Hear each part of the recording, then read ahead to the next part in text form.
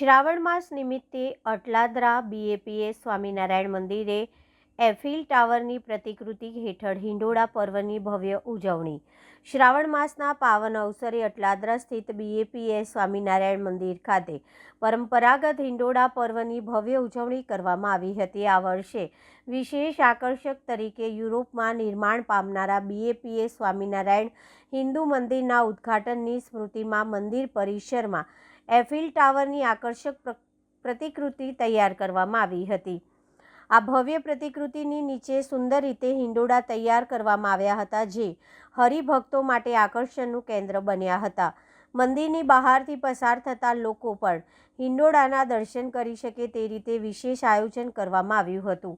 આ પ્રસંગે સંતો અને હરિભક્તોની ઉપસ્થિતિમાં ભગવાનની વિશેષ શણગાર આરતી કરવામાં આવી હતી। ભજન કીર્તન અને ધાર્મિક કાર્યક્રમો વચ્ચે સમગ્ર મંદિર પરિસર ભક્તિમય વાતાવરણથી ગુંજી ઉઠ્યું હતું। મંદિરમાં તૈયાર કરાયેલા 12 દરવાજાવાળા મનોહર હિંડોળા અને એફિલ ટાવરની પ્રતિકૃતિએ હરિભક્તોનું વિશેષ ધ્યાન આકર્ષિત કર્યું હતું। મોટી સંખ્યામાં ભાવિકોએ દર્શન કરી શ્રાવણ માસના આ પાવન પર્વનો લાભ લીધો હતો।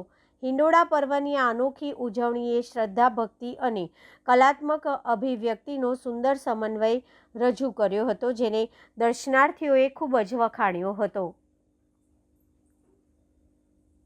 श्री स्वामीनारायण भगवान जय, अक्षर पुरुषोत्तम महाराज जय, महंत स्वामी महाराज जय, पेरिस मंदिर महोत्सव जय। आज अँ बीएपीएस स्वामीनारायण मंदिर अटलादरा खाते श्रावण मास में जे अपनी भक्ति परंपरा में આપણે હિંડોળા ઉત્સવ ઉજવીએ છીએ એવો આ ભવ્ય હિંડોળો એના આપણને દર્શન થઈ રહ્યા છે।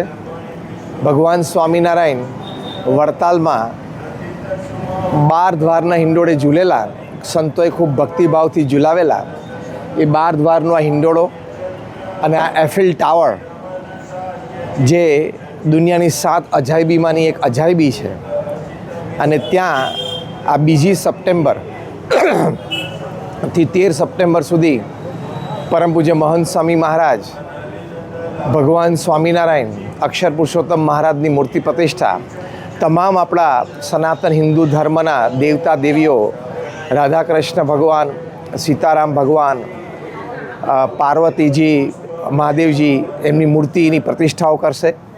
પહેલી વખત આ ઇતિહાસમાં પ્રસંગ બની રહ્યો છે કે યુરોપની ધરતી ઉપર ત્યાં સનાતન હિન્દુ ધર્મનું પરંપરાગત મંદિર, પથ્થરનું શિખરબદ્ધ ટ્રેડિશનલ મંદિર બની રહ્યું છે। તો સનાતન હિન્દુ ધર્મ માટે આ બહુ ગૌરવની વાત છે, હિન્દુ ધર્મ માટે બહુ આનંદની વાત છે અને તમામ જનની સુખાકારી અને મોક્ષ માટે આ પ્રયોજન છે। તો આજના આ શુભ દિવસે અંતરથી પ્રાર્થના કરીએ છીએ આ ચાતુર્માસ દરમિયાન કે દરેકના હૃદયમાં ભગવાન પ્રત્યેની એવી શ્રદ્ધા અને ભક્તિ અવશ્ય પ્રગટે।